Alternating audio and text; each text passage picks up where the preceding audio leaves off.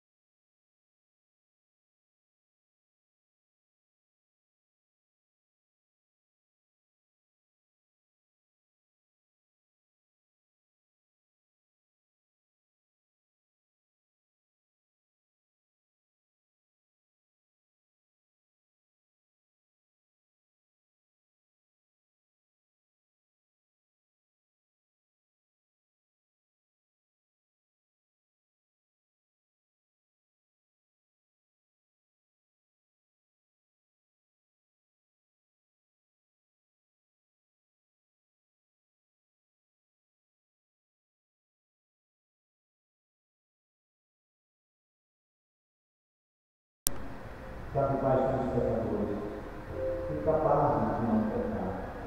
E porque reconhecemos os nossos pecados, queremos confessar ao Senhor e pedir a tua misericórdia. Que o Senhor olhe para cada um de nós, por meio da lei de Deus. E assim,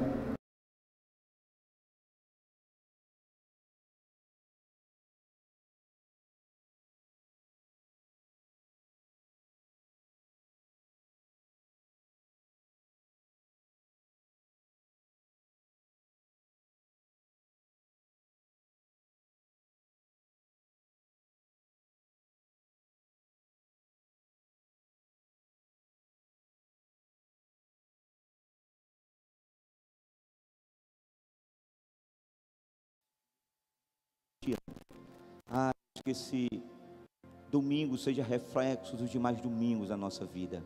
Domingo de comunhão, de ceia, de paz, de perdão e da presença.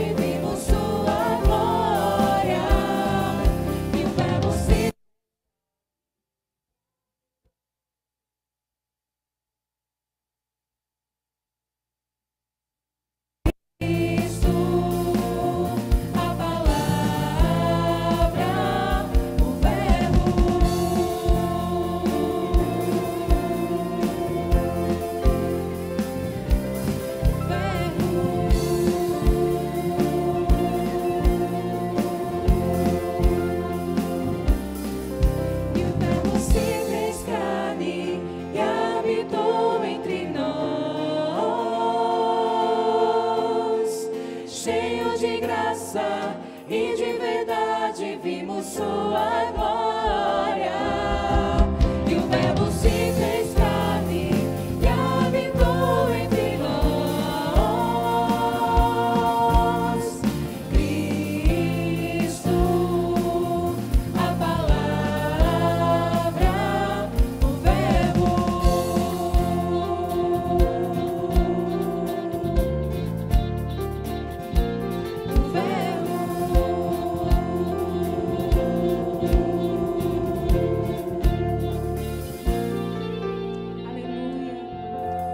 Ó Senhor, nós te adoramos, porque o Senhor é o Verbo que veio para nos salvar, Senhor. E nós sabemos que só o Senhor tem poder para salvar. Nós, por nós mesmos, Senhor, não poderíamos nos salvar. Então, o Senhor se sacrificou por nós, Pai. Muito obrigada pelo teu sacrifício, pelo teu amor, pela tua graça e misericórdia.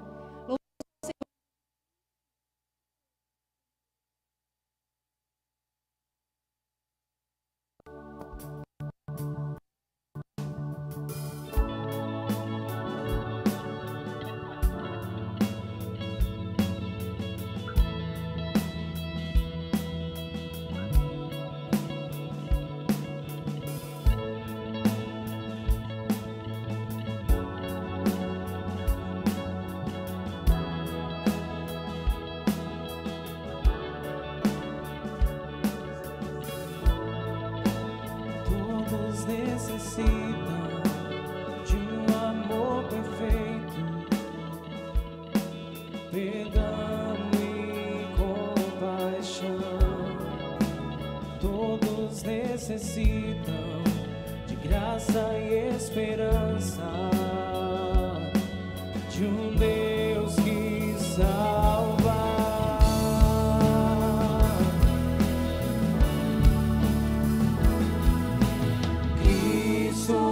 Move as montanhas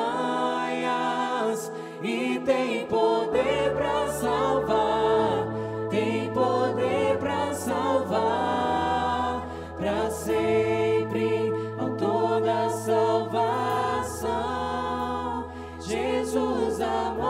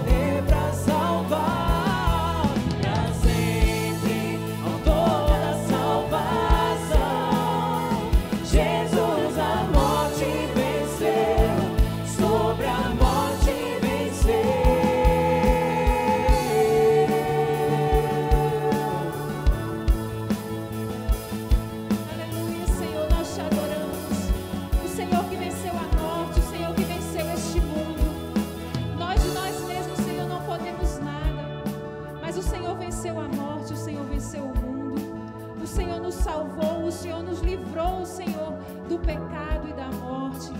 Foi o Senhor que veio até aqui, Senhor, para se sacrificar por nós. E nós só temos, Senhor, a te agradecer, porque desde o início o Senhor tinha um plano, e era um plano para nos salvar, Senhor. Era um plano para cuidar da nossa vida. Era um plano cheio de graça e misericórdia, Senhor. E o Senhor não muda. O Senhor é o mesmo ontem, hoje e eternamente. O Senhor é maravilhoso. E nós te louvamos, Senhor, nós te adoramos. É tudo que nós podemos fazer, Senhor, é nos humilhar na tua presença e te adorar.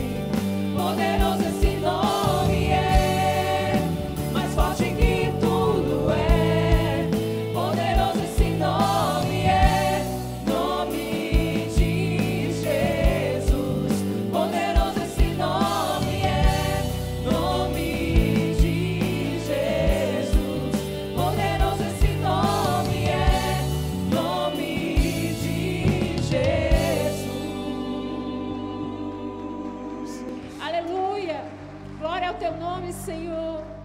Que seja exaltado. Você pode sentar.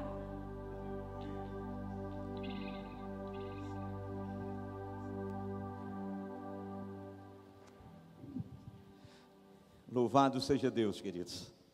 Que bom poder cantar, não é? Essa verdade. Quão poderoso o teu nome é, Senhor. E é no poder desse Deus que nós estamos aqui. Queridos, quando Paulo escreveu a sua carta aos Romanos, no capítulo 12 e no verso de número 15, e a parte A do verso 16, ele nos traz uma mensagem que eu costumo dizer que essa é uma das mensagens e uma daquelas que se aplica realmente somente ao povo de Deus. Veja o que é que o texto nos diz: alegrai-vos com o que se alegram, e chorai com os que choram. Tende o mesmo sentimento uns para com os outros. Essa é uma verdade que se aplica ao povo de Deus. Sim, porque se alegrar com os que se alegram é coisa de crente. O mundo, por vezes, não se alegra com a sua vitória, não se alegra com as suas bênçãos. Nós, o povo de Deus, nos alegramos porque sabemos que vem das mãos do Senhor. Chorar com os que choram é coisa de crente, querido. Porque muitos não estão nem aí para o seu sofrimento ou para a sua dor. Mas nós somos um corpo. Quando um sofre, todos nós sofremos. Quando um se alegra, todos nós nos alegramos. E por isso nós temos o mesmo sentimento uns para com os outros. E esse é o momento onde nós vamos estar apresentando alguns pedidos de oração e bem como alguns pedidos de culto de ações de graças por bênçãos recebidas. E eu quero aqui alegrar-me juntamente com vocês, com o nosso irmão Tiago. Não sei se Tiago está aí, não sei se Tiago está. Opa, Tiagão, está ali. Tiago, a sua alegria, a nossa alegria, e Tiago oferece esse culto em ações de graça, né, Tiago? Em gratidão a Deus pela vida da sua tia Marinês. Passou um período difícil, um procedimento cirúrgico, né, uma cirurgia cardíaca, mas graças a Deus, Tiago, a mão do Deus Todo-Poderoso esteve sobre ela, ela está em casa, alegrando o seu coração, o coração da sua família, o coração desta igreja. Estamos juntos nesse mesmo sentimento. Mas também, queridos, a nossa irmã Ana Paula, não sei se a Ana Paula está aí. Cadê a Ana Paula? Não sei se ela está aí. Não, né? Bom, mas a Ana Paula, ela pediu aqui que nós oferecêssemos esse culto em ações de graça pela cura, né, da Covid-19 do seu irmão Eliandro, né? Eliandro foi acometido, né, dessa enfermidade do Covid-19, mas graças ao nosso Deus recuperou-se, né? E também a nossa irmã Nélia. A igreja orou, nós tivemos colocando a nossa irmã Nélia em oração, e graças ao nosso Deus, cada dia mais ela está se recuperando. Então nós estamos aqui unindo o nosso coração ao coração dessas famílias, de Ana Paula e da nossa irmã Nélia, né? Mas, queridos, esses são os motivos de gratidão. E por isso nós nos alegramos com esses irmãos. Mas também o texto que nós lemos diz que nós temos que estar junto com aqueles que sofrem. E também nesse momento nós temos alguns pedidos de oração que gostaríamos de apresentar à igreja, para que a igreja ore, não somente neste momento, mas que você, irmão, irmã, coloque esses pedidos na sua lista de oração e possamos também apresentar esses irmãos diante do Senhor.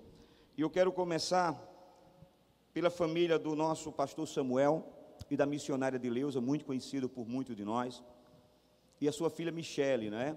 Juntamente com o seu esposo, estão todos acometidos da Covid-19, e a irmã de Leusa, por um fato, né, que complica mais a questão dela, ela tem algumas doenças, né, e a comorbidade acaba que ela está num estado mais, digamos assim, mais sério da enfermidade, mas está hospitalizada, as taxas estão normalizando, a saturação está voltando ao normal, e graças a Deus, ela está lá, mas precisando das nossas orações. Então ore por essa família, não somente por essa família da nossa irmã Edileuza, mas antes de chegar para cá, nós recebemos um pedido do nosso amado pastor Carlos Alberto de Amorim Figueiredos, todos nós conhecemos, pastor Carlos Alberto. Pastor Carlos Alberto, amanhã, vai estar fazendo um novo exame. Ele está sentindo alguns sintomas da Covid, fez um primeiro exame, foi feita uma tomografia e havia 25% do seu pulmão comprometido. Mas deixa-me dizer uma coisa, eu ouvi, não sei quantos receberam dele esse vídeo, da boca do próprio Carlos Alberto, e eu disse para ele hoje: meu pastor, Aquelas palavras foram ditas pelo Senhor, mas eu sei que foram movidas pelo Espírito Santo de Deus, a quem o Senhor serve há tanto tempo. É bem verdade que a tomografia, ela apontou 25% de um pulmão comprometido. Mas essas foram as palavras do Espírito Santo na boca de Carlos Alberto. Mas a tomografia não pode mostrar quantos por cento há de Deus na vida dele. Quantos por cento há de Deus no sangue dele. Quantos por cento há de Deus no pulmão dele. Então é crendo nisso, queridos, que nós vamos orar pela vida do reverendo Carlos Alberto. Amanhã ele está submetendo a um novo exame, para saber se vai ser necessária a sua internação ou não. Vamos orar, queridos, vamos orar.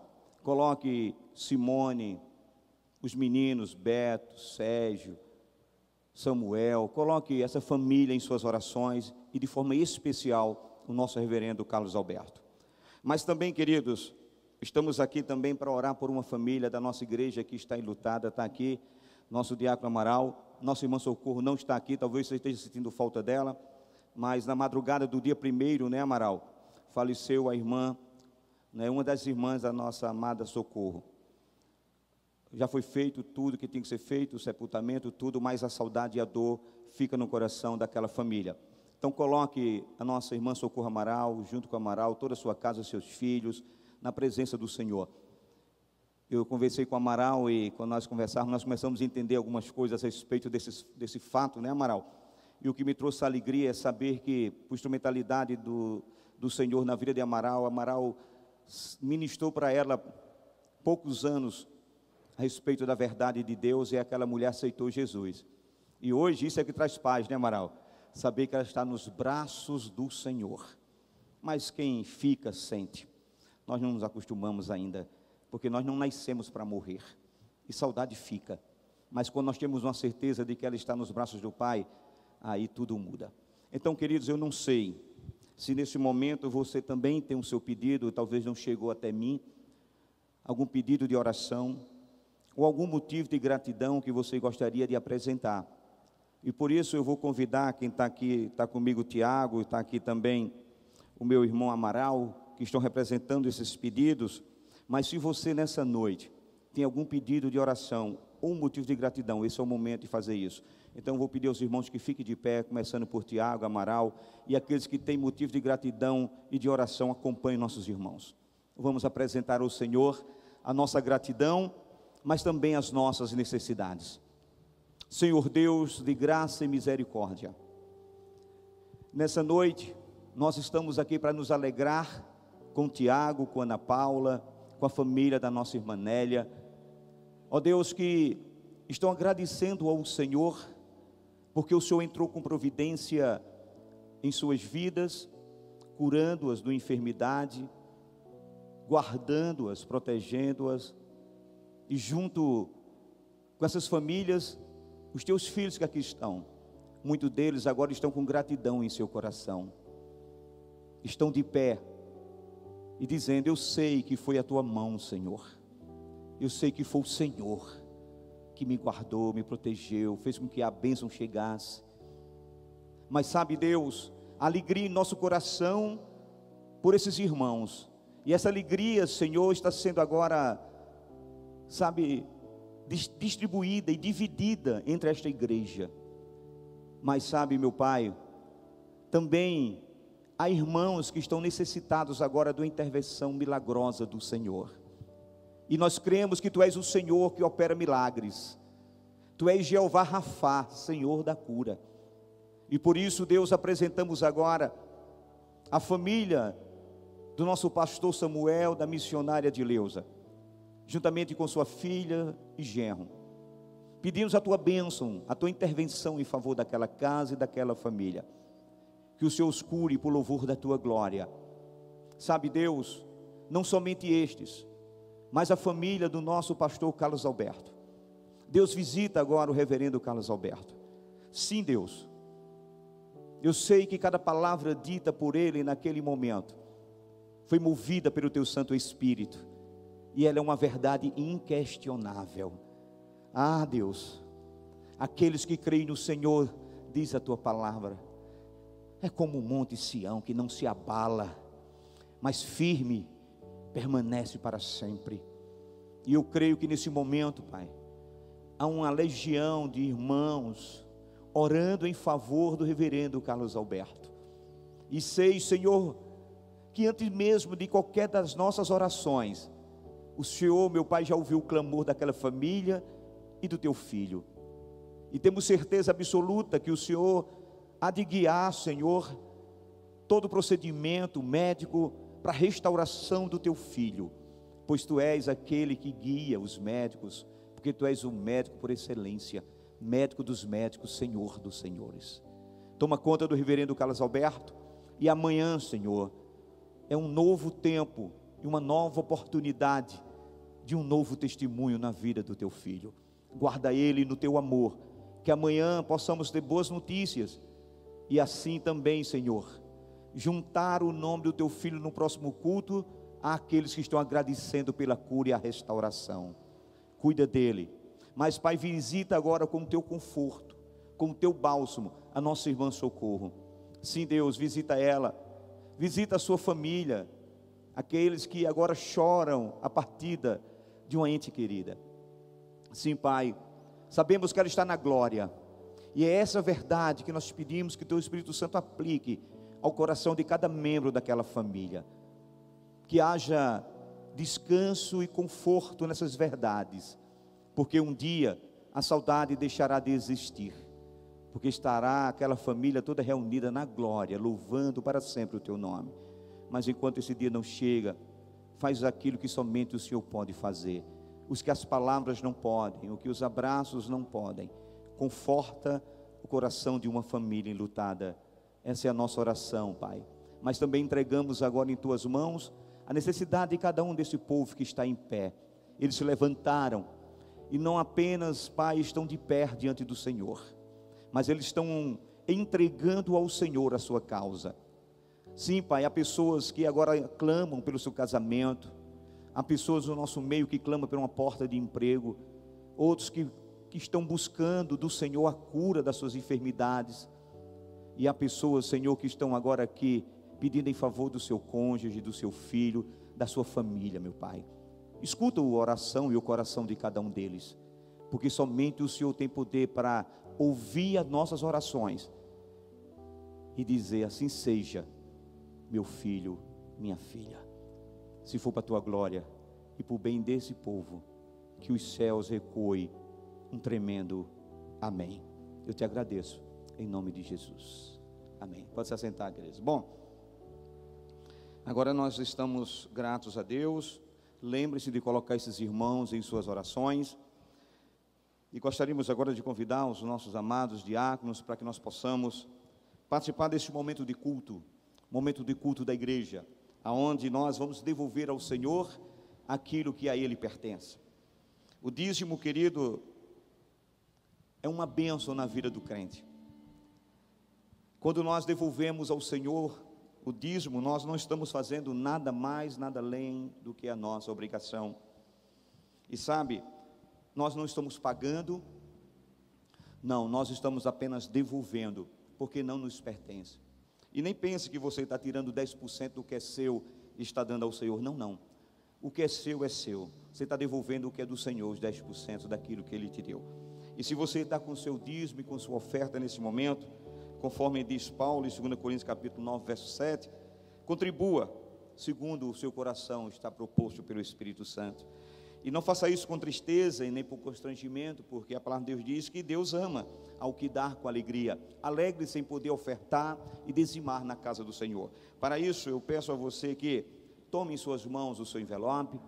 E agora, se você ainda não tem, os nossos irmãos estão aí com o envelope. Caso você tenha deixado de pegar, basta dar um sinal com a mão, os irmãos vão até você, enquanto nós vamos consagrar esse momento. Senhor, consagramos a Ti as nossas ofertas, consagramos a Ti o nosso dízimo, é para a Tua causa, para a Tua obra. Abençoa e dê discernimento ao conselho dessa igreja para aplicá-los para o engrandecimento do Teu reino, da Tua igreja em nossa cidade. Nós te agradecemos pela bênção de poder dizimar e ofertar em Tua casa. Amém.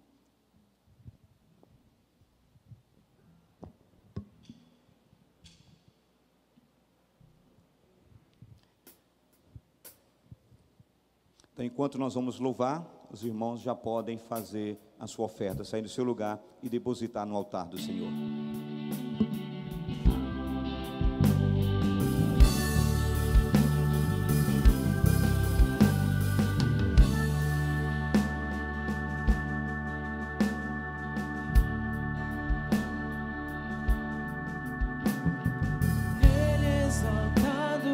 Rei exaltado nos céus, eu louvarei.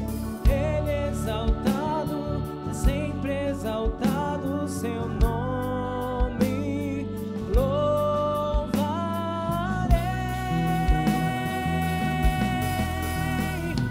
Ele é o Senhor, sua verdade vai sempre reinar. Terra e céus glorificam o seu santo nome. Ele é exaltado, o Rei exaltado nos céus.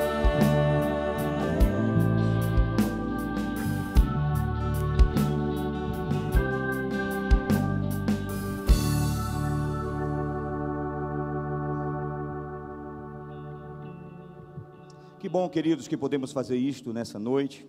Eu quero pedir a você que nos ajude erguendo suas mãos em direção a essas ofertas. A Bíblia diz que depois que ela passa pelo cajado do pastor, o seu dízimo é santo ao Senhor. Então vamos abençoar. Deus, o abençoamos mais uma vez, cada oferta e cada dízimo apresentado diante do teu altar. E pedimos a tua misericórdia e a tua graça sobre a vida daqueles que nesse momento, Pai, estão com dificuldade de ofertar. Que o Senhor abra a porta de emprego para o privilégio dos teus filhos poder ser realizado.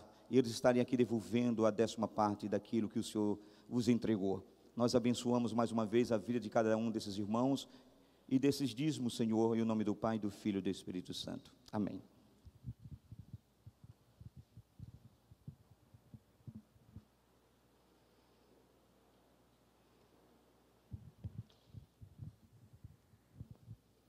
Amém. Irmãos, nós estamos no 3º dia, não é?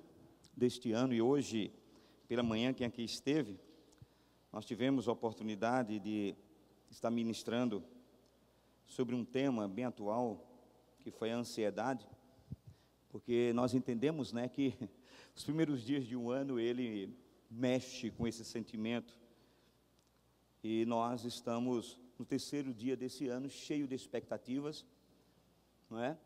Mas tendo uma certeza, que Deus está no controle de todas as coisas. Nós vimos isso. Nós não podemos, queridos, não temos o poder, na verdade, de ter controle total sobre as nossas vidas, e por isso, nessa manhã, nós decidimos uma coisa, que nós não vamos andar ansiosos, porque nós vamos depositar a nossa confiança na mão daqueles que têm todo o poder para fazer tudo que eu e você não podemos fazer. Mas, diante de tudo que nos apresenta esse ano de 2021, de todas as expectativas que a gente possa ter, só há uma certeza, e esse foi o tema do Congresso das Mulheres da nossa igreja, agora em dezembro, não é? Na 2ª semana de dezembro. Os tempos são novos. Não é? São novos tempos, mas Deus continua o mesmo. Deus continua o mesmo, querido. E é nessa perspectiva que nós descansamos a nossa vida, sabendo que Deus continua o mesmo. Não sabemos o que o ano de 2021 vai nos apresentar, só temos a certeza, em cada segundo de dias deste ano, Deus vai estar presente juntamente com o seu povo. Essa é a promessa que Ele fez. Estarei convosco todos os dias, até a consumação dos séculos. Então, descanse o seu coração nessa noite. Não se preocupe com o que vai acontecer em 2021. Lembrem-se, Deus vai estar com você. E isso é suficiente para o seu coração encontrar paz. Amém? Então, eu quero convidar você agora para que a gente ministre uma palavra de Deus aos nossos corações. para depois nos prepararmos para a ceia do Senhor. Privilégio para nós, poder se assentar à mesa do Senhor. Então, quero pedir a você que abra a sua Bíblia no Salmo 14, e aqueles que forem encontrando esta palavra, em reverência a essa palavra, fique de pé.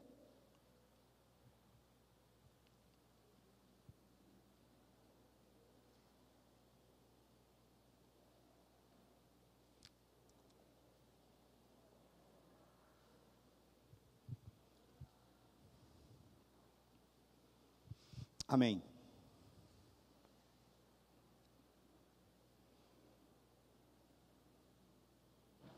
Veja o que nos diz a palavra do salmista.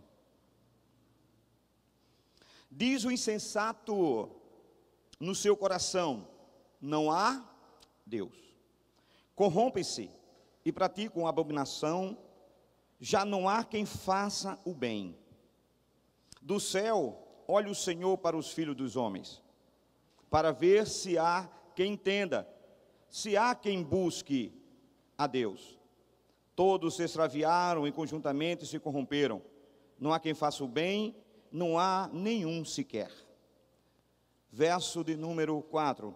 Acaso não entendem todos os obreiros da iniquidade, que devoram o meu povo como quem come pão, que não invocam o Senhor?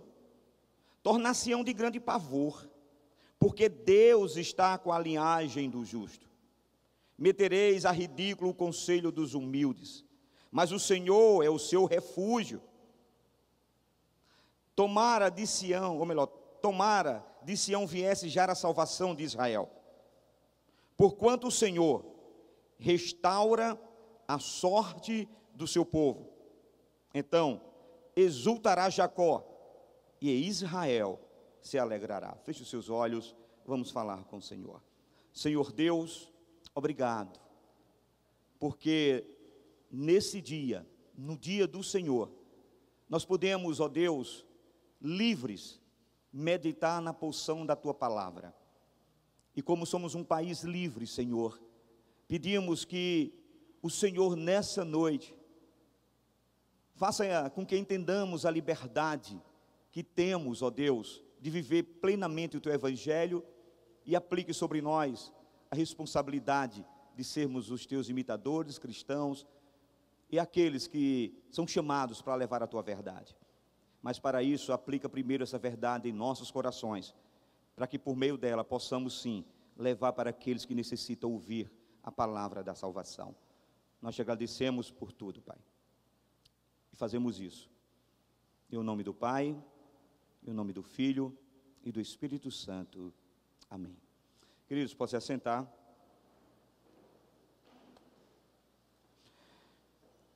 Veja, este salmo, eu não sei como é que está aí na sua Bíblia, porque a Sociedade Bíblica, ela dá alguns títulos, e alguns deles são diferentes dependendo da tradução da Bíblia. Mas, por exemplo, na minha tradução, esse salmo está com o título aí em cima de vermelho, como a corrupção do pecador e a sua redenção. Então perceba, este Salmo 14, ele é um retrato da depravação do homem. E quando nós falamos em depravação, é bem verdade que nós estamos falando de uma doutrina meramente reformada, de uma doutrina calvinista, de uma doutrina da igreja presbiteriana que nós cremos, na depravação total do homem. E este salmo é um retrato, queridos, dessa depravação. Então, irmãos, o Salmo 14, ele fala principalmente da depravação total deste homem caído no pecado. Então, quando nós analisamos este salmo, ele nos revela a corrupção do coração do homem. Sim, a corrupção desse coração do homem que, por vezes, em sua insensatez, irmãos, nega até mesmo a existência de Deus. O Salmo 14, ele foi escrito pelo rei Davi, embora não consigamos saber exatamente em que ocasião da vida Davi escreveu este salmo, mas o salmo, ele já nos dá mais ou menos algumas informações acerca da composição desse salmo, em que período ele foi composto como ele foi composto. Perceba que você vai ver aí que abaixo do título desse salmo, que na minha está a corrupção do pecado e da sua redenção, mais abaixo tem uma parte que está em negrito, que diz que este salmo, o título dele é Ao Mestre do Canto, né?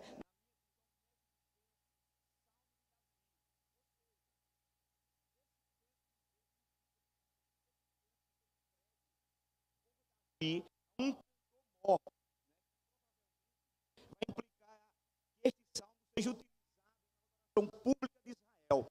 Então nós, mesmo não tendo aqui o local, nenhum motivo por que Davi escreveu este salmo, nós já conseguimos entender que ele foi composto, entregue a um regente mó, para que ele fosse cantado, querido, em um momento de culto público, num momento, na verdade, de adoração pública de Israel. Então a gente já começa a perceber pela leitura que o salmista queria era que o povo pudesse ter acesso a ouvir da boca de Deus o seu estado de depravação. E por isso esse canto era para cantar num culto público, não era em reuniões particulares, mas aonde houvesse aglomeração de pessoas, para que cada vez mais o homem tivesse consciência de quem ele era. Então, queridos, tudo indica que Davi compôs esse canto, entregou para o cantor-mor, que na verdade era o líder da música na adoração de Israel, nos tempos, na verdade, do Antigo Testamento. Então ele entregou, e isso significa uma coisa, é que o cantor-mor, como ele era um mestre de canto, o chefe da música, né? Podemos dizer aqui, hoje o regente do coral, então ele preparou isso para ser colocado dentro da liturgia judaica. Culto público, vamos cantar o Salmo 14, para que o homem tenha conhecimento e seja impactado com uma verdade de quem ele é, a sua condição de pecador, a sua condição de depravado espiritualmente. Então a Bíblia registra, né, que Davi, o rei Davi, durante o seu reinado, ele fez várias mudanças, e mudanças muito substanciais, queridos, na adoração religiosa de Israel. Davi, ele mudou muito essa parte litúrgica de canto do povo de Israel, né? E a gente começa a perceber isso porque das maiorias dos salmos a composição realmente é de Davi. Então, o principal objetivo de Davi era centralizar a adoração em Jerusalém. Por quê? Porque Jerusalém seria o local que iria abrigar no futuro o templo. Então ele estava preparando o povo para que o povo estivesse agora esperando, né, poder colocar em prática toda a questão musical ensinada por Davi. E Davi, então, ele nomeia, né, representantes das tribos de Levi para servirem como cantores e como músicos na adoração de Israel, conforme nós encontramos, por exemplo, em 1 Crônicas, capítulo 15, verso 16, onde o texto diz: E Davi ordenou aos chefes dos levitas que designassem alguns de seus irmãos como cantores, para tocarem com instrumentos musicais, com alaúdes, com harpas e símbolos, e levantarem a voz com alegria. Davi começou a fazer agora, sabe, queridos, na verdade, uma reforma na liturgia de canto de Israel. E dessa forma ele compôs e ele executou vários cânticos, não é? E tornando o cântico uma parte muito importante no culto a Deus. E hoje nós temos aqui 150, né, desses cânticos que são os salmos. Então Davi, ele de fato reformulou essa forma, né? Então o próprio Davi, ele mesmo compôs vários cânticos, né? E esses cânticos, muitos desses cânticos que ele compôs foram endereçados a esse cantor-mor, o responsável pelo coro, para que ele cuidasse da parte da execução musical e introduzisse isso dentro da adoração do povo de Israel. E é por isso que a gente sempre cita os salmos como sendo o livro de cânticos, né, do povo judaico. Então, queridos, nós estamos vendo que este salmo foi uma composição de Davi com um objetivo, qual?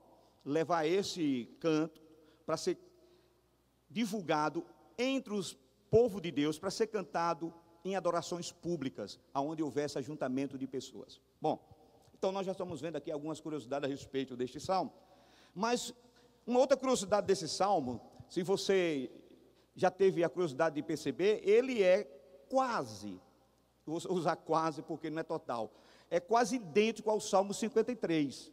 Há uma pequena variação, diferença nos versos 5 e um pouco do verso 6. Mas o demais é a mesma coisa do Salmo de número 53. Então perceba, quando você olha o esboço desse salmo, você pode organizar ele em 3 partes muito simples. Os versos de 1 a 3 vai falar sobre a depravação. E vai dizer que a depravação é universal.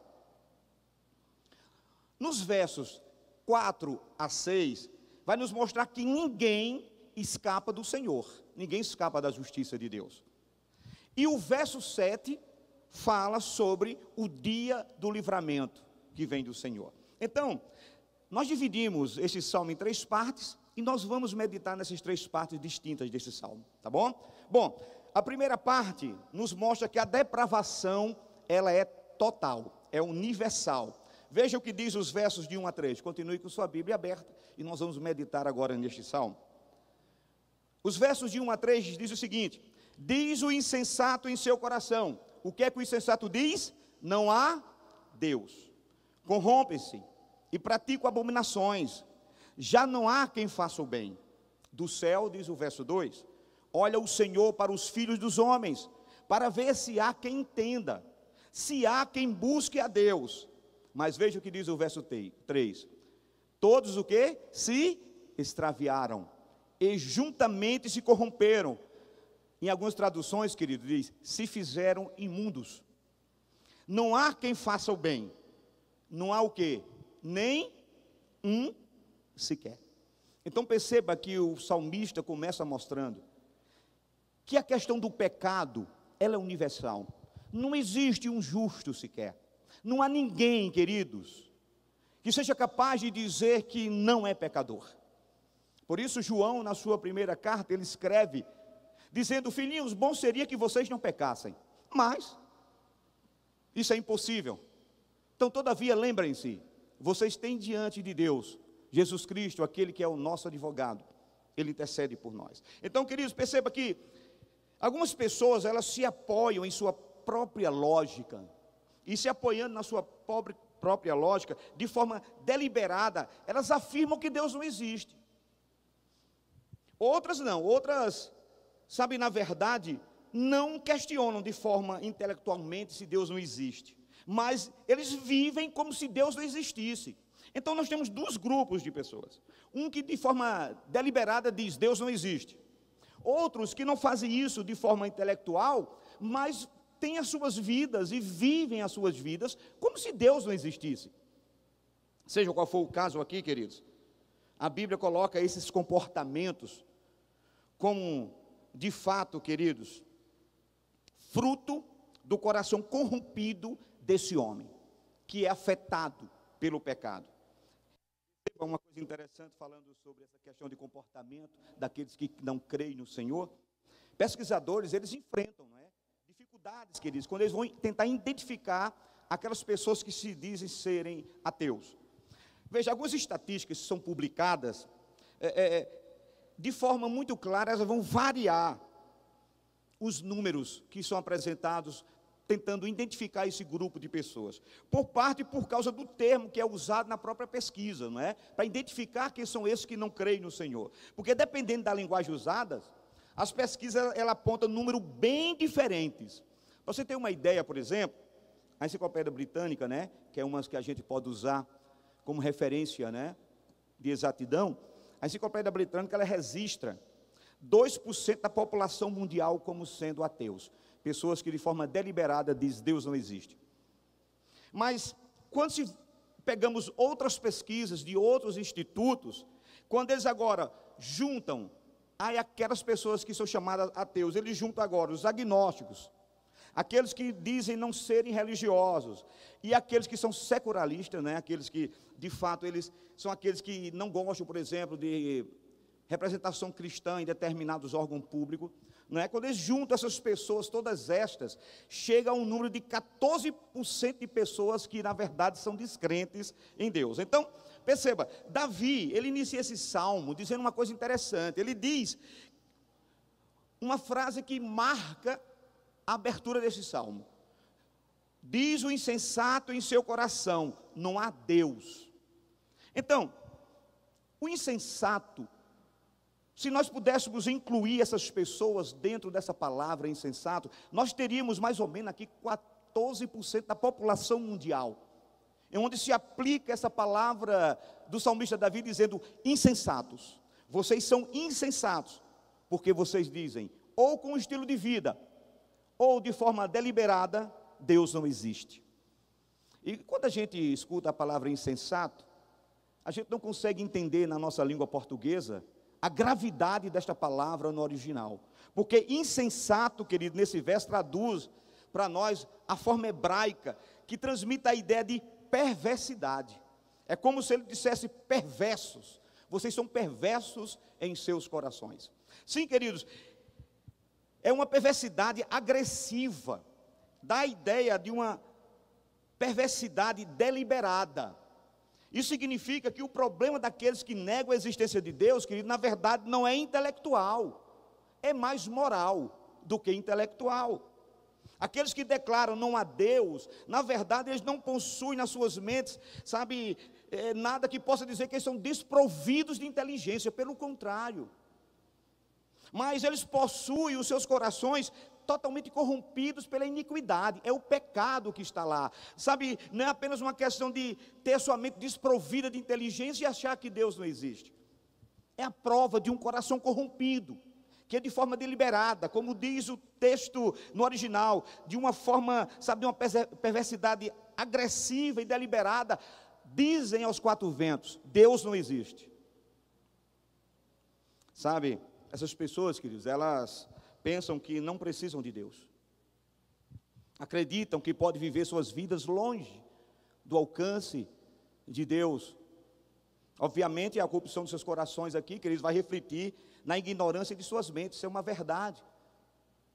Essas pessoas, intencionalmente, elas adotam como lema das suas vidas, ou seja, lá no íntimo do seu ser, a ideia de que elas podem viver sem Deus, porque Deus não existe. Davi disse que negar a Deus é ser insensato. Negar a Deus é uma tolice. É isso que Davi está dizendo para nós. Porque da perspectiva de Davi, o ateu nega o óbvio. Sim, ele nega o óbvio para justificar a sua vontade de autonomia. Por que isso? Porque perceba, o pensamento é: se Deus não existe, não há ninguém superior a nós. Então, se não há ninguém superior a nós, não há ninguém para impor princípios morais, não há ninguém para impor ou julgar as nossas condutas como seres humanos. Então, se não existe Deus, então, queridos, o pensamento é esse: ninguém é superior a nós, vamos viver a nossa vida da forma que nós gostaríamos e queremos viver. Mas o Salmo 14 ainda expõe o fato de que a imoralidade é padrão de toda a humanidade após a queda. Esse é o grande problema. Davi explica que a depravação ela é total e ela é universal na vida do homem. Veja o que diz o verso 2: não há na terra entre os homens quem entenda, não há quem busque a Deus. Perceba, queridos, e o salmista na sequência ele explica o motivo disso. É que no verso 3 vai dizer: sabe por quê, queridos? Porque todos se extraviaram e juntamente se corromperam, não há quem faça o bem, não há um sequer. Então, de forma definitiva, não há inocentes dentro da raça humana. Todos nós, queridos, todos nós necessitamos, carecemos da graça e da misericórdia do nosso Deus. Então, o verbo que está aqui, extraviar, indica, queridos, um ato de desviar-se do rumo, ou seja, o homem, ele deu as costas para Deus. O homem, ele rejeitou a Deus, ele se afastou da vontade de Deus e conscientemente ele se separou de Deus, porque quando ele pecou contra Deus, ele se afastou de Deus.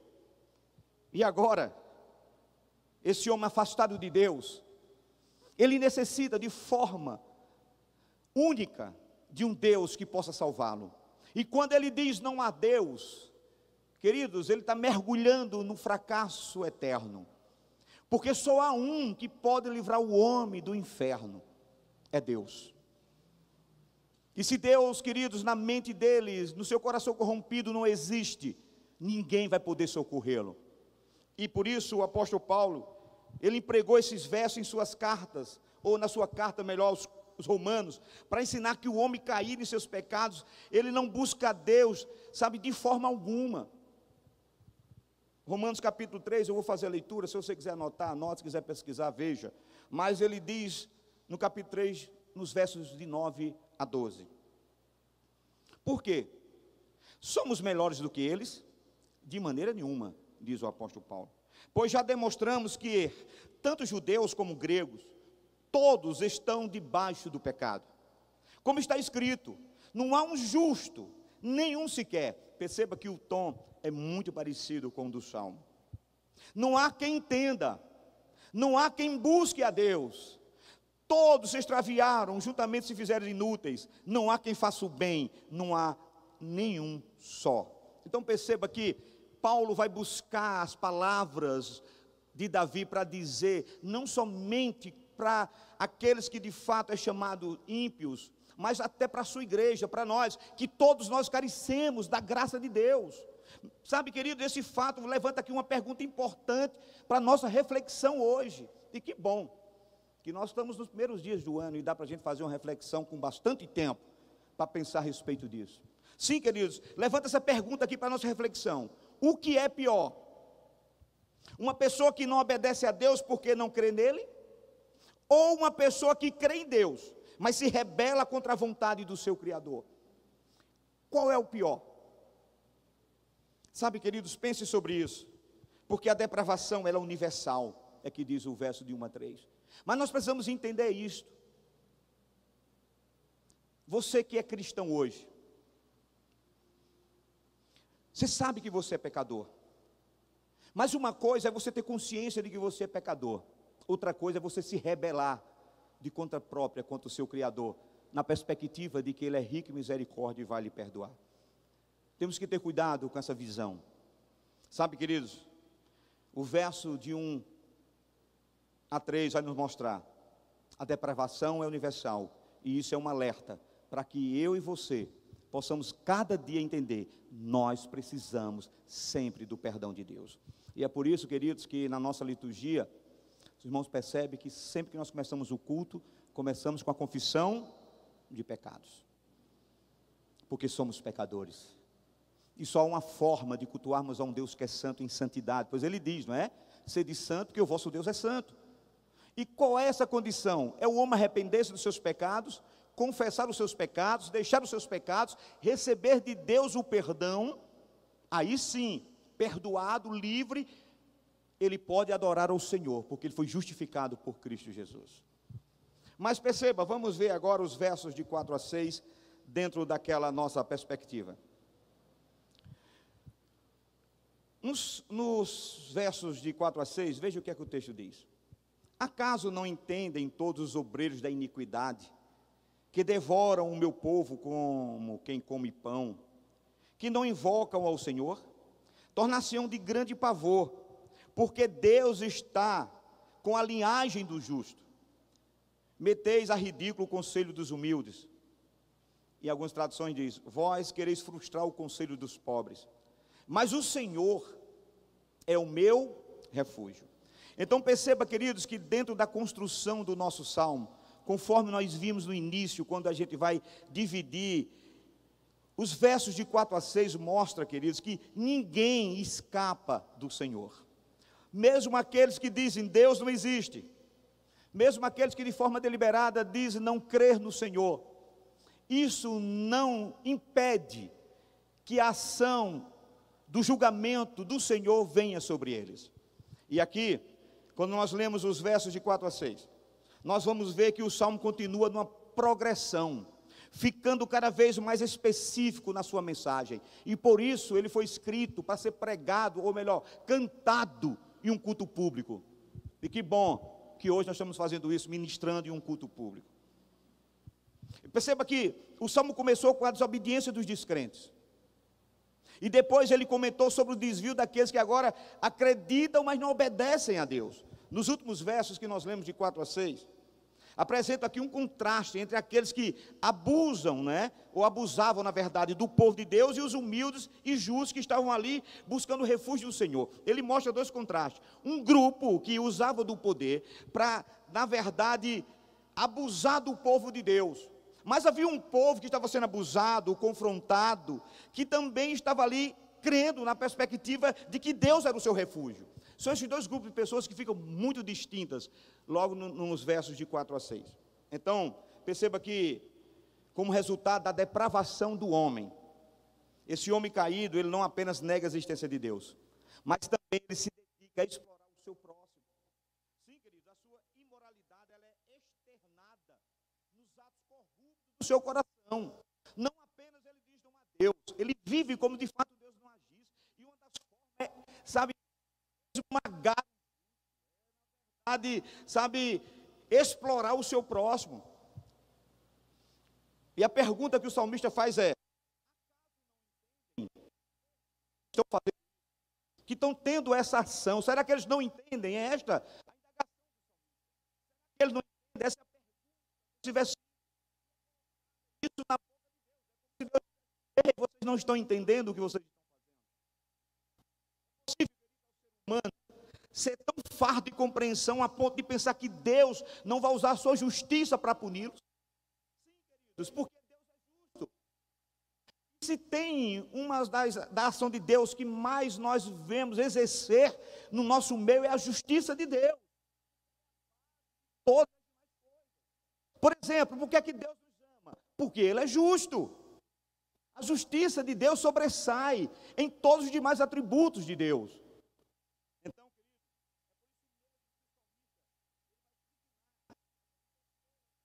Dessa maneira, como obreiros da iniquidade. É assim que o Salmo chama aqueles que oprimem o justo. Eles não são apenas insensatos, eles são também obreiros da iniquidade. Essas pessoas que eles devoram.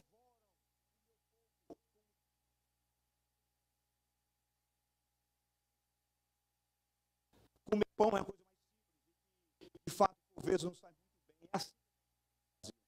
Devorando o povo de Deus com injustiça, como se estivesse comendo uma coisa simples de fazer. Em outras palavras, queridos, em vez de buscarem a Deus, o homem em explorar por aquele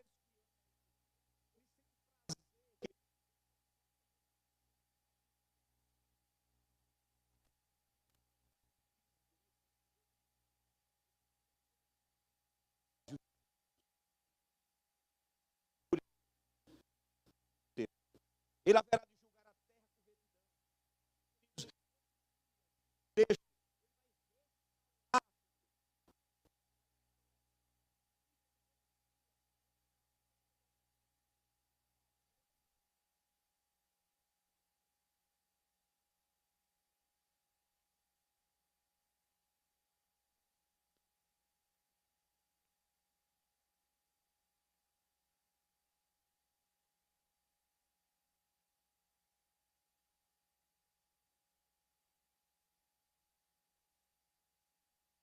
Deixa bem claro.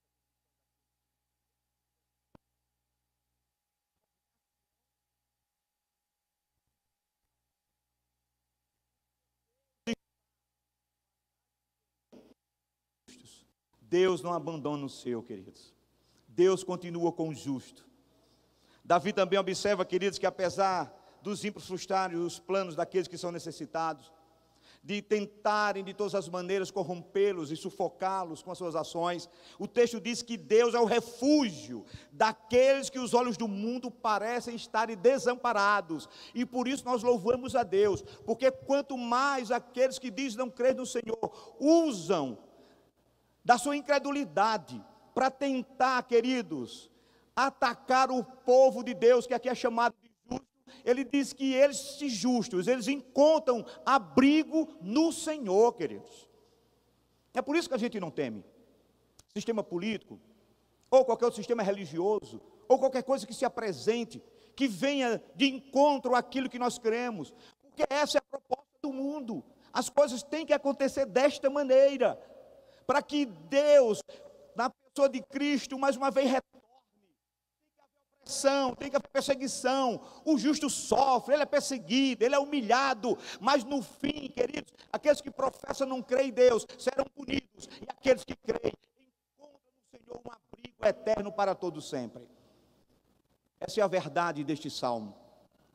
Inclusive, percebam, queridos, que muitas vezes Deus, ele torna o mal contra os justos em bem para cada um de nós.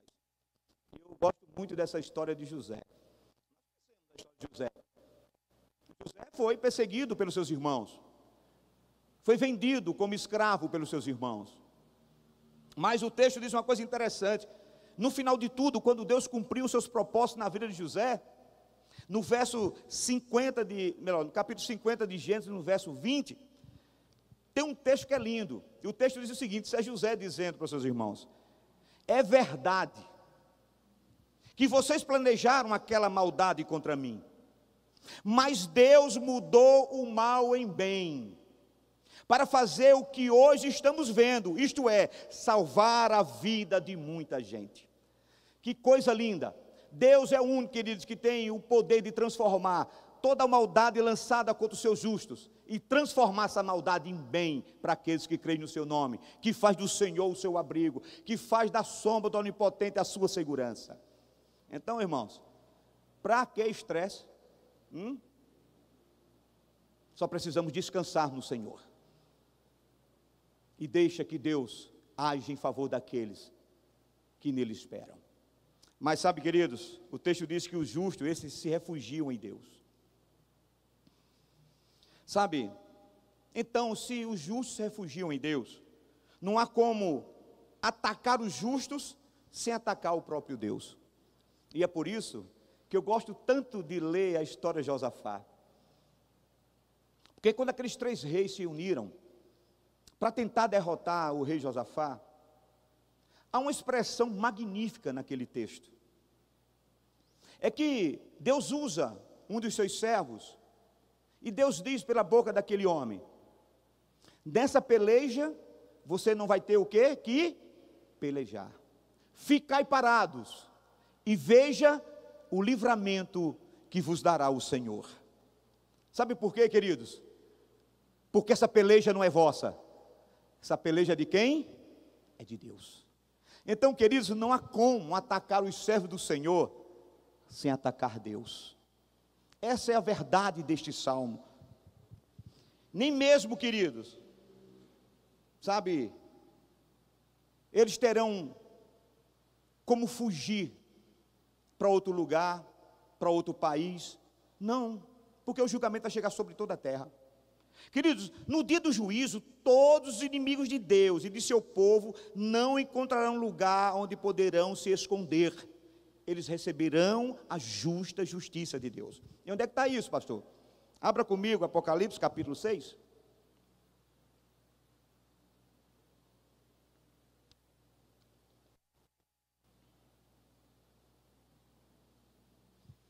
Apocalipse capítulo 6, verso 7.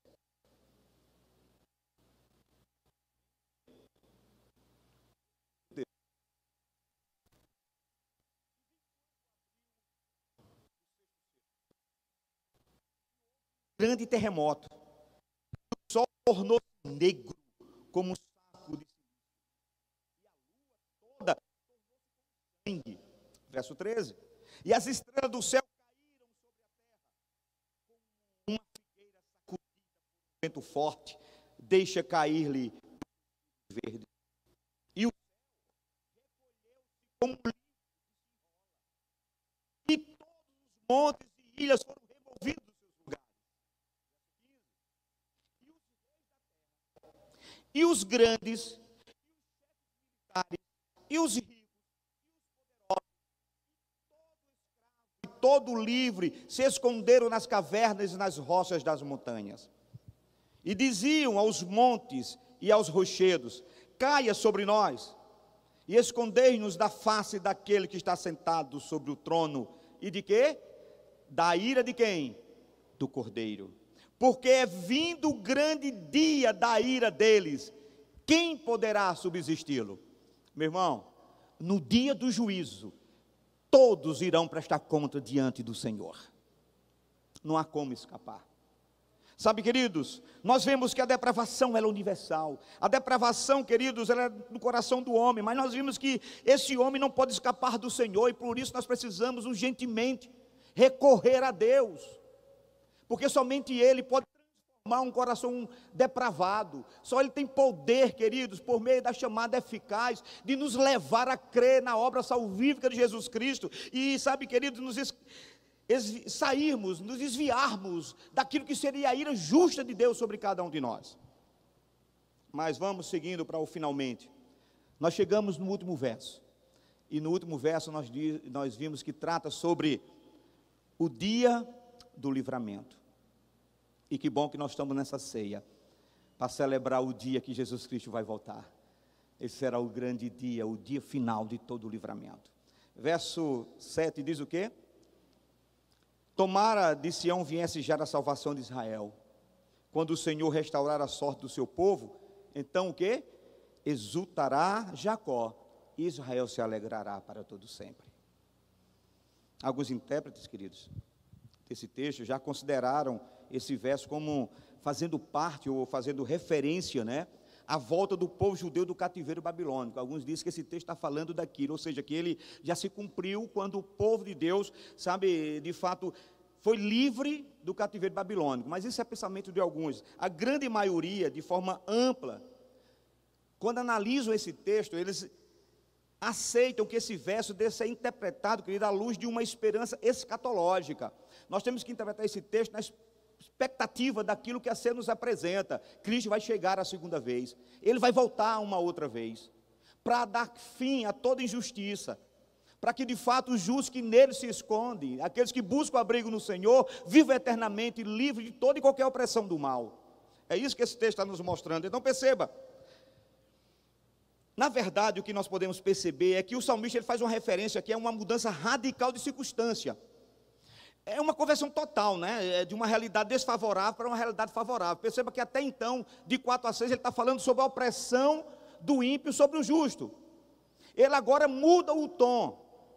Então, queridos, isso significa que, em suas palavras finais, no Salmo 14, Davi aponta para a expectativa da redenção final, para o grande livramento divino, queridos, que é o cumprimento do grande dia do Senhor. Irmãos, que bênção, que nós hoje ainda podemos crer nessa verdade. Irmãos, um dia Jesus Cristo vai voltar, irmãos. Essa é a certeza universal, essa é a certeza que está no nosso coração. Um dia os céus irão se abrir, queridos.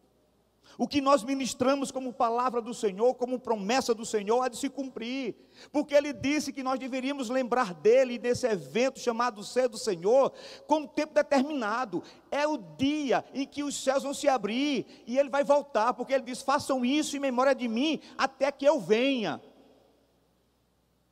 Isso alegra o meu coração, porque eu sei que nada do que nós fazemos aqui é em vão, queridos. Nós temos uma certeza absoluta: Jesus Cristo vai voltar. Ai, quem dera, né? Fôssemos nós a geração daqueles que pudessem contemplar esse evento.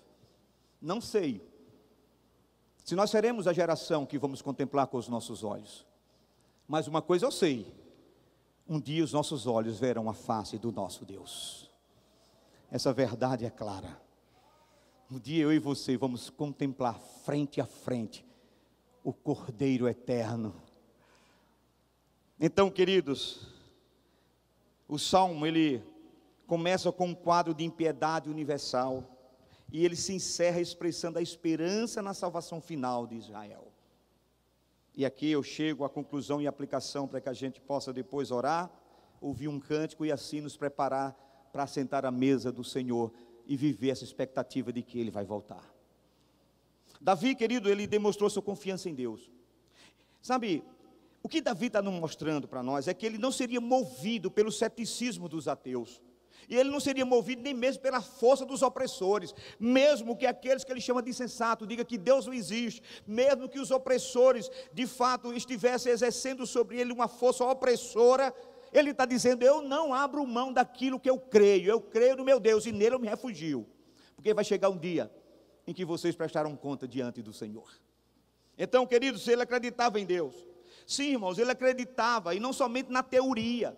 Davi acreditava na prática, queridos. Porque aqueles que demonstram sua fé pela humildade, pela obediência, eles podem confiar, irmãos, na proteção divina. Não há como, isso é uma verdade prática. Davi estava vivendo o que ele cria. Você entende por que é que Davi escreveu essa canção para ser cantada em culto público? É para que essas verdades ecoassem na mente de tantas pessoas que pudessem estar naquele local, cultuando ao Deus verdadeiro. E que elas parassem e pensassem: quem nós somos? Quem é Deus? Que por vezes nós nos queixamos tanto, que somos seguidos, somos perseguidos, que nós somos humilhados. Irmãos, isso faz parte da igreja desde que ela é igreja. Mas só tem uma coisa, queridos, a verdade também a igreja continua sendo militante, ela continua militando aqui, ela continua sendo uma igreja peregrina, estamos caminhando em direção à Nova Jerusalém, mas uma verdade nós vamos chegar na Nova Jerusalém, nada nem ninguém impede, maldade nenhuma, sistema nenhum, principado nenhum, impede a glorificação da igreja do Senhor, porque ela já é uma igreja glorificada.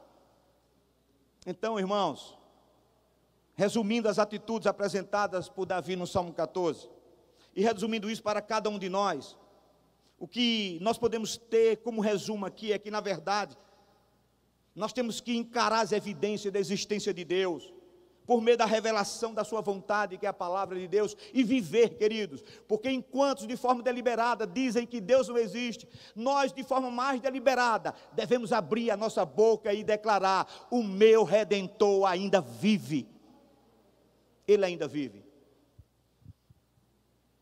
Sabe, se nós formos sensatos, vamos escolher ser humildes e obedientes, porque somente assim acharemos refúgio no Senhor. Deixem que aqueles que não creem no Senhor façam isso de forma deliberada, porque eles estão somente juntando brasas para o juízo final de Deus. Você só faça uma atitude: não queira guerrear contra eles, se abrigue no Senhor,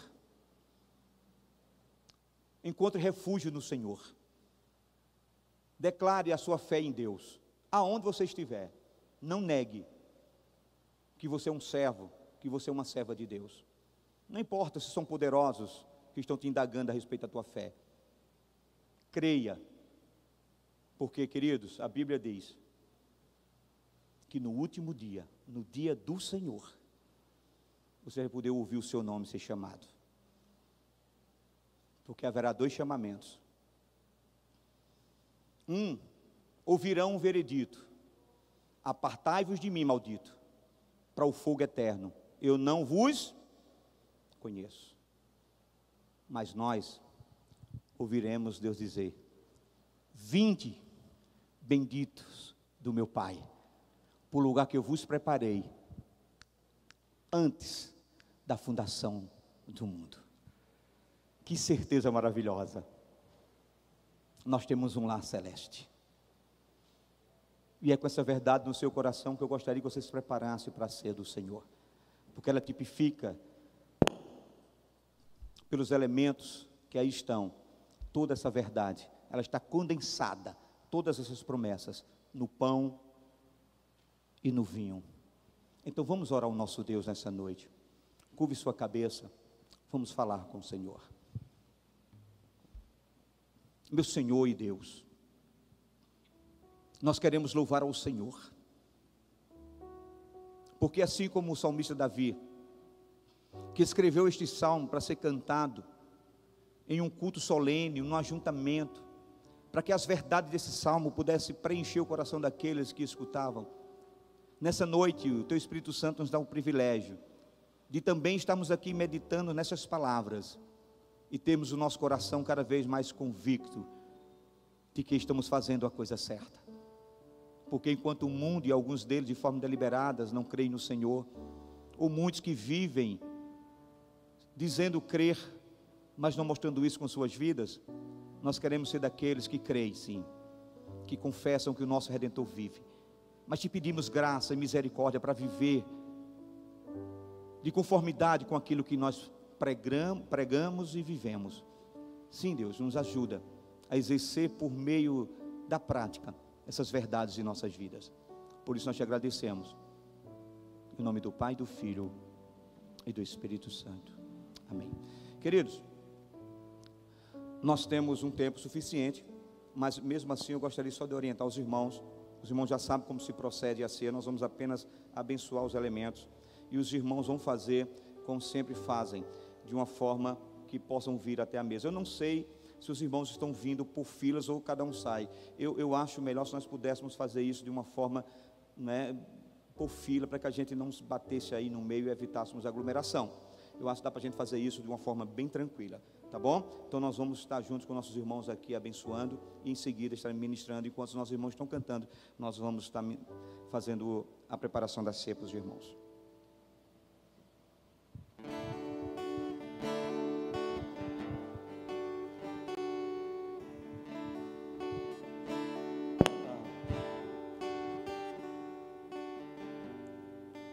Ele não tinha qualquer beleza ou majestade para nos atrair.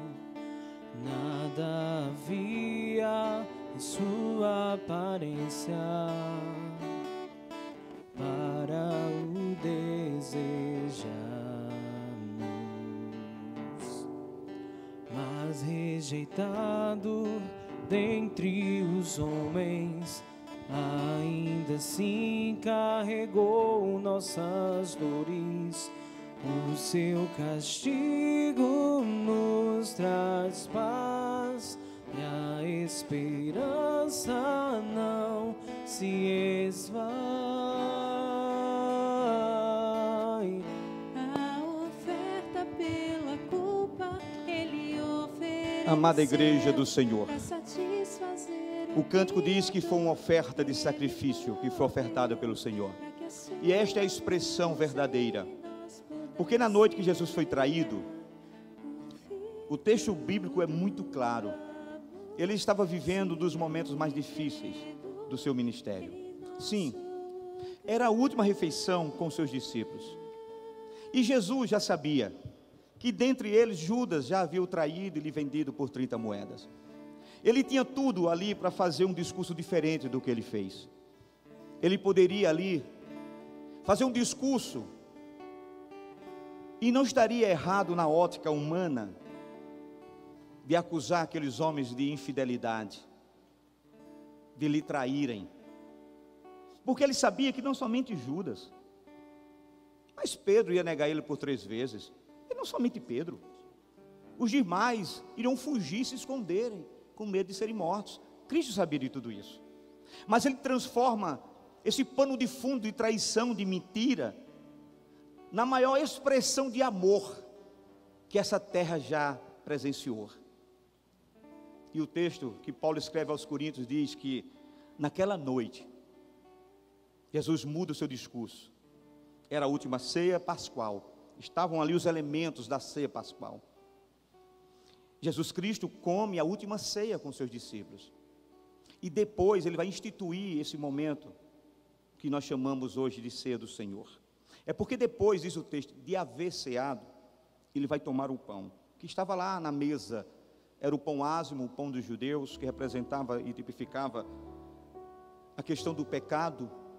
E ele toma aquele pão, e o texto diz que ele levanta aos céus, ele abençoa o alimento, dá graças ao Senhor pelo pão. Para os judeus, queridos, aquilo era tudo muito normal. O diferencial estava agora nas palavras de Cristo, porque ele agora toma esse pão e ele vai partir esse pão e distribuir com seus discípulos, o que era normal. Mas as suas palavras ecoam de maneira diferente no ouvido daqueles homens, porque ele vai dizer que agora aquele pão não era simplesmente um pão, era um símbolo. E ele vai dizer: este é o meu corpo, que será dado por vós. O meu corpo, que vai ser dilacerado pelo chicote romano.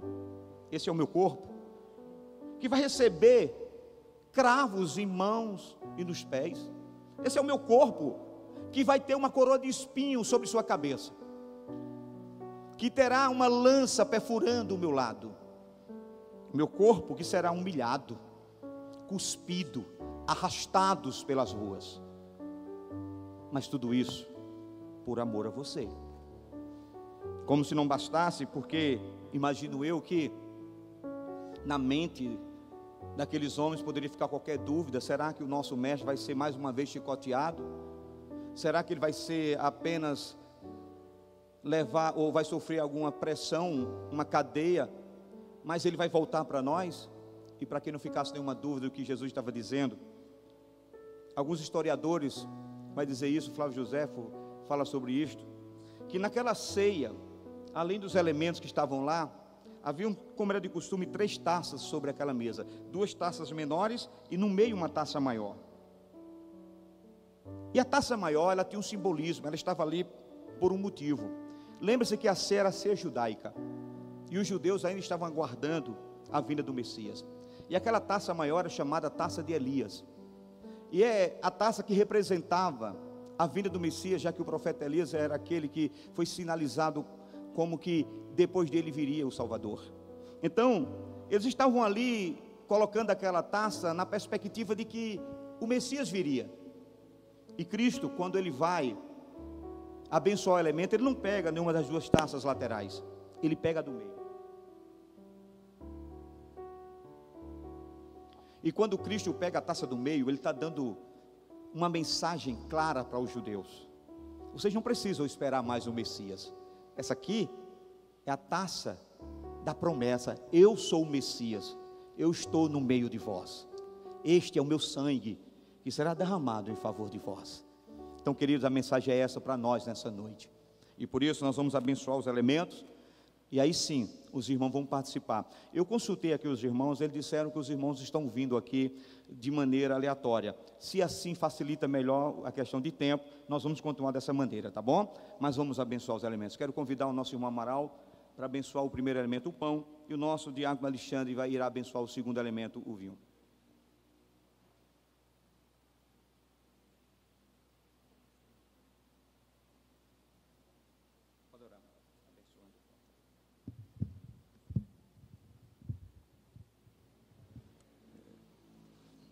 Nosso Deus, nosso Pai, te agradecemos, ó Deus, porque nós estamos aqui, Senhor, para cumprir aquilo que Jesus mandou que se repetisse até que Ele voltasse, Senhor. Te agradecemos porque é um privilégio de um povo em toda essa terra, Senhor. É um privilégio de poucos, Senhor, e nós estamos inseridos neste povo que é o povo de Deus, Senhor. Te agradecemos, Senhor, porque podemos estar aqui de acordo com a Tua palavra, Senhor. E agora te pedimos, ó Pai, abençoa este pão, Senhor, que simboliza o corpo de Jesus, Senhor. Sê conosco para que possamos todos participar nesta hora, desta solenidade, porque é em nome de Jesus que nós te agradecemos. Amém, amém.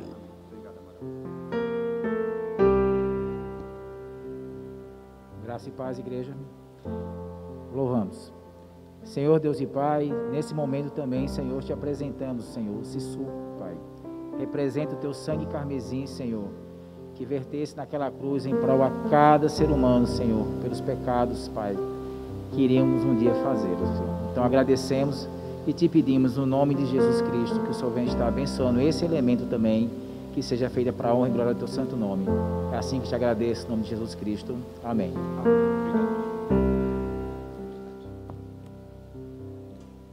Só uma última observação: os irmãos vão vir pegar os elementos, mas por favor, não coma nem beba, volte para o seu lugar com os elementos, porque nós vamos fazer isso em comunhão, tá bom? Então, enquanto nossos irmãos estão louvando, os irmãos podem servir-se na mesa do Senhor.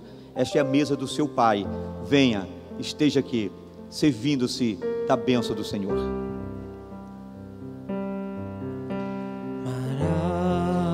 Maravilhosa graça que pedido me encontrou, estando cego pude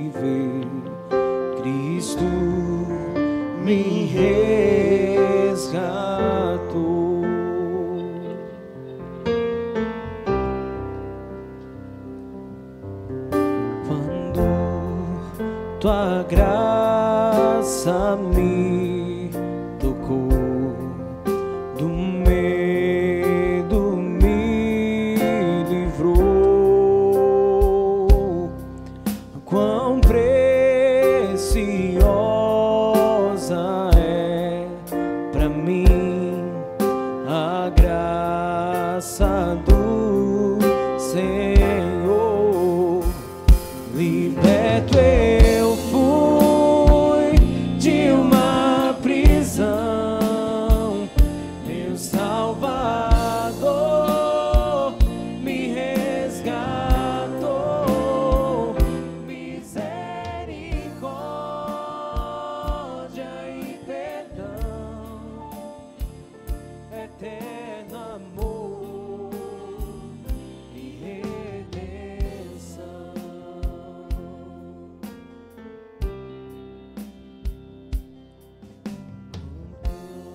Prometeu melhor pra mim e nele esperarei.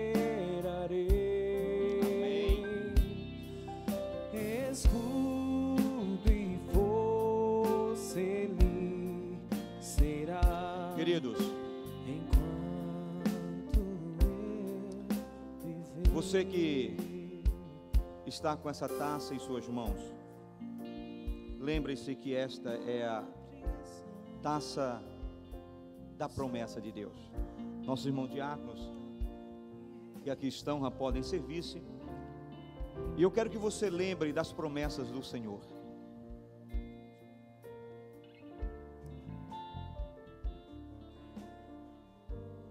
Porque em nossas mãos nós temos dois símbolos que expressam todo o sentimento e toda a verdade que nós falamos desde o início da nossa ministração. Mas perceba, há algumas inverdades acerca desse momento. Por exemplo, algumas pessoas acreditam numa doutrina chamada consubstanciação. Algumas igrejas creem que quando o sacerdote eleva o pão e o vinho, eles continuam o pão e vinho, mas eles passam a conter nestes e sobre estes elementos, de fato, corpo e sangue. Não é verdade. Como também não é verdade a doutrina da transubstanciação, que diz que quando o sacerdote eleva os elementos, eles se transformam. O pão se transforma em carne, o vinho se transforma em sangue. Não é verdade. Esses elementos continuam pão e continua vinho. Mas eles não são apenas monumento, elemento, apenas como tipo. Eles, conforme diz Calvino, são meio de graça para a igreja. Porque a diferença não vai fazer na sua vida, não é a quantidade do vinho ou o tamanho do pão que você vai comer. É as certezas que estão aplicadas no teu coração. Por isso, ele é meio de graça para a igreja. Porque é uma verdade revelada. Cristo vai voltar, queridos. Então nós, como servos do Senhor, como filhos, vamos cumprir o que foi nos ordenado pelo nosso Deus. Na pessoa do seu Filho Jesus Cristo, no dia daquela ceia, ele disse: tomai e comei todos vós, porque este é o meu corpo que será dado por vós, e vocês devem fazer isso em memória de mim até que eu venha. Vamos fazer isso agora em nome de Jesus.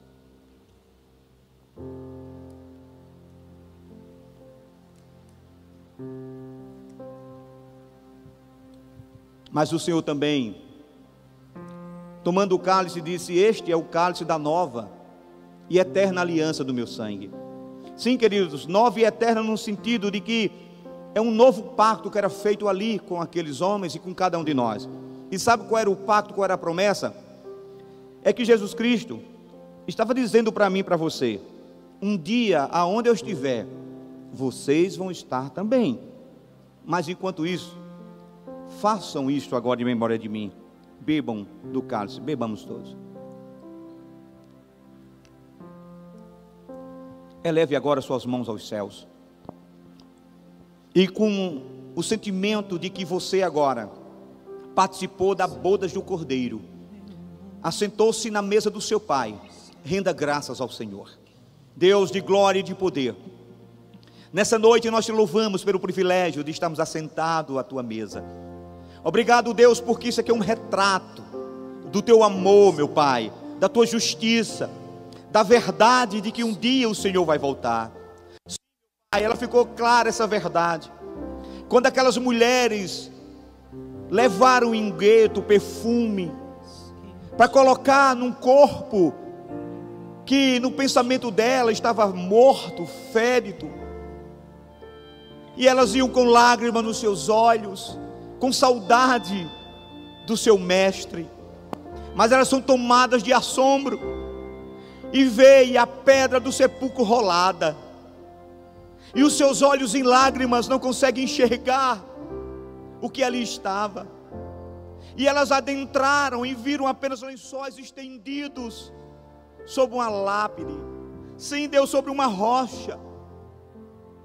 Mas Deus, enquanto elas choravam, uma voz ecoou de dentro daquele túmulo: mulheres, por que vocês procuram entre os mortos aquele que vive? Ele não está aqui, ele ressuscitou.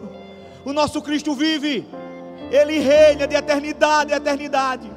E um dia os céus serão abertos, entre querubins e serafins, entre alaridos e trombeta. Que terá agora não mais uma coroa de espinho na sua cabeça, mas uma coroa de ouro. Não mais um caniço em suas mãos, mas um cetro de justiça. Ele vai vir reinar, e todos irão ser, ó Deus, colocados na balança e pesados, e se achados justos ou injustos, receberão do Senhor a sua justiça. E para que não fique dúvida que é o Senhor vai vir montado num cavalo branco, e sobre tua coxa está escrito: Rei dos reis, Senhor dos senhores. Então a ti, Senhor, seja a honra, seja a glória pelos séculos dos séculos. A igreja diz. Vamos terminar cantando esse mesmo cântico e celebrando com alegria a vitória do Senhor sobre a morte.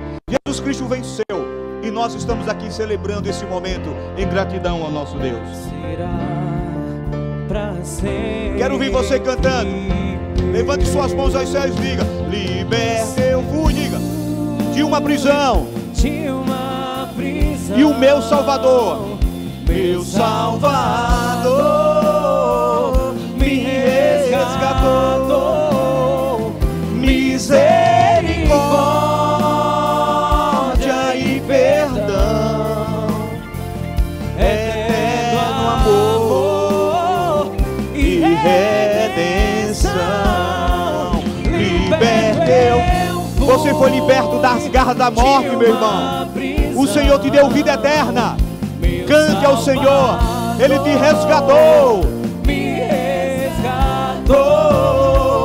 Misericórdia e perdão, eterno amor e redenção. Glorifica-se Deus, porque Ele está nesse lugar. Glorifica ao Senhor, Ele merece a nossa adoração. Tu és o Rei dos reis, Senhor. Toda alegria, toda exaltação, todo aplauso é para o Senhor, Rei dos reis e Senhor dos senhores. Receba a bênção do Senhor nesse dia sobre a sua vida, meu irmão, sobre aqueles que aqui estão e sobre aqueles que estão longe. Senhor, de eternidade a eternidade Tu és Deus. E nós te agradecemos pelo privilégio de estarmos aqui nesse primeiro domingo deste ano. Sim, Deus, que esse primeiro domingo seja um reflexo dos demais dias deste ano em nossas vidas. Sim, sempre com Tua alegria, com a Tua presença, com a condução do Teu Espírito Santo, nos guiando pelos caminhos que o Senhor mesmo preparou para nós antes da eternidade. E por isso, Pai, ao sairmos daqui, levamos a bênção do Senhor sobre cada um de nós. E que a graça salvífica do nosso Senhor e Salvador Jesus Cristo, que o amor de Deus, o nosso eterno, único e soberano Pai, que o poder, a comunhão, a consolação e a justiça de Deus encontre cada coração aqui presente nessa noite, e repouse sobre os nossos filhos, nossos cônjuges, repouse sobre os nossos irmãos que estão enfermos, Pai, repouse sobre as famílias enlutadas, lhe dando paz, repouse sobre cada povo Teu, Senhor, que estão agora espalhados nos quatro cantos, mas que um dia o Senhor irá juntá-los e formar um só povo. E aqueles que nessa noite foram abençoados, digam amém. Não, se for muito abençoado, diga glória a Deus. Então, queridos, Louvemos ao Senhor, e você já pode seguir agora debaixo da bênção do Senhor para um dia abençoado junto com seus familiares, com aqueles que estão em casa, porque você foi liberto de uma prisão.